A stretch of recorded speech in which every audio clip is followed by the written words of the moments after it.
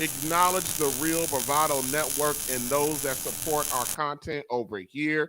Support the loyal people that come over and support yourself because that's what we're going to be getting into today.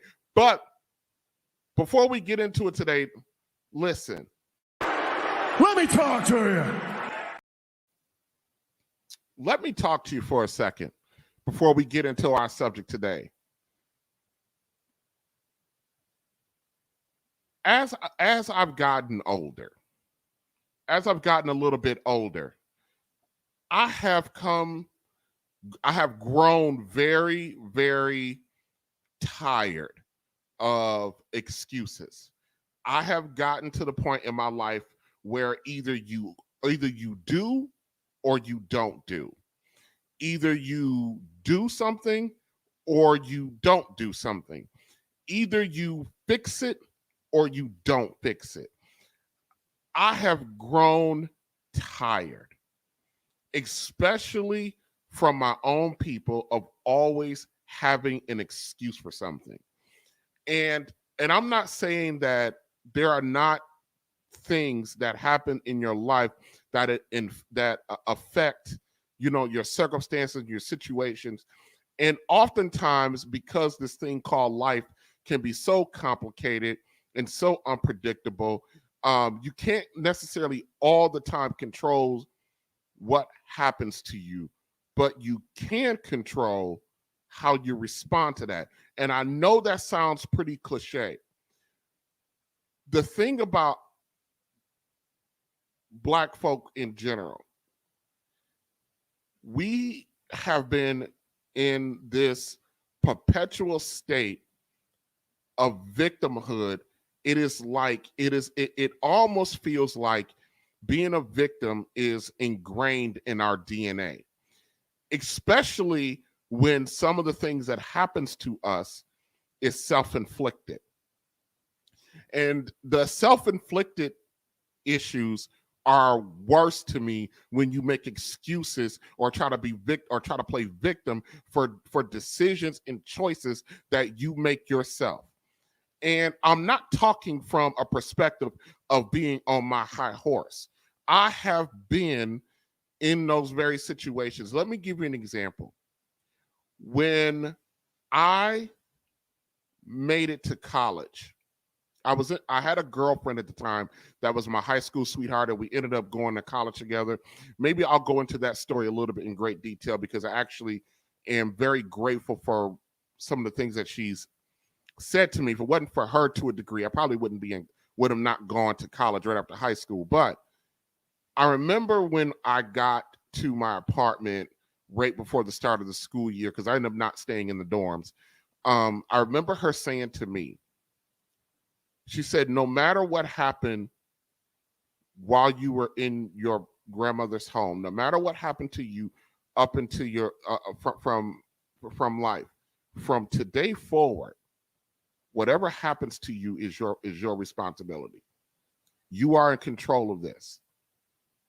My girlfriend at the time was not a Black woman.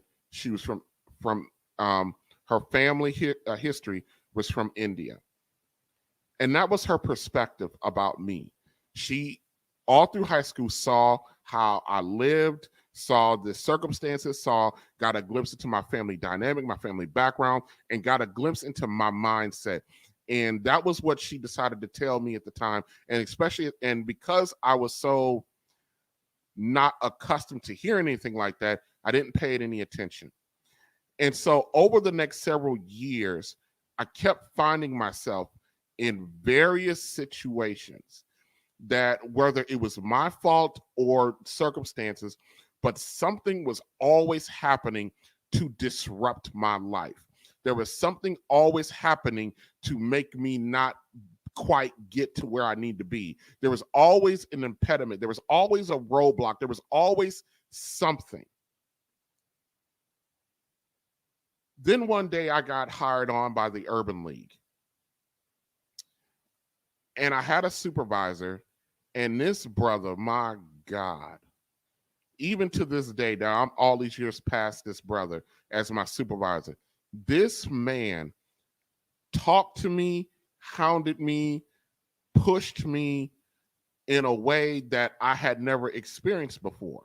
It wasn't until I was about 5 or 6 years past that job that I understood that what he was doing was what I should have had access to growing up as a young man. He was just talking to me, grooming me. He was talking to me, handling me, and coaching me like men should do, like older men should do to up and coming young men. And I rejected this man. I fought this man at every single turn. And every time he would do something or say something or critique my work, anything that I found remotely disrespectful, basically anything that hurt my feelings, I would fly off the handle at this man. And all I could hear in the back of my head is what I was taught growing up. My grandmother used to tell me all the time, this is not a knock on my grandmother. This is just a knock on her thought process. She used to tell me all the time, never let no nigga disrespect you.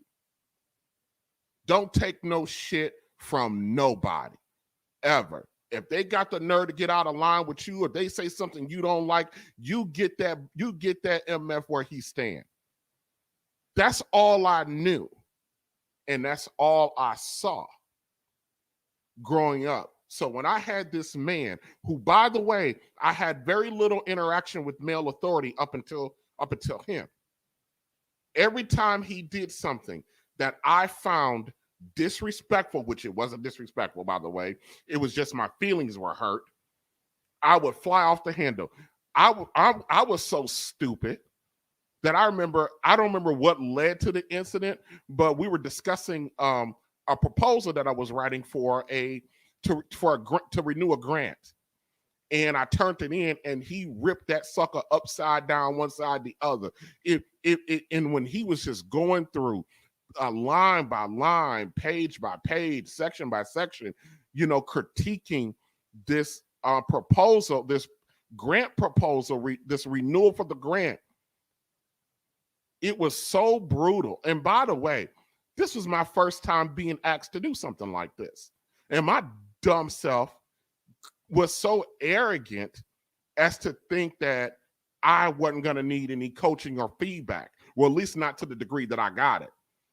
So 5 or 10 minutes into this, I blew up at my supervisor and told this black man I told him to kiss my natural black ass. That was my response. And of course, one would think at that point that I would be immediately terminated, but I was not.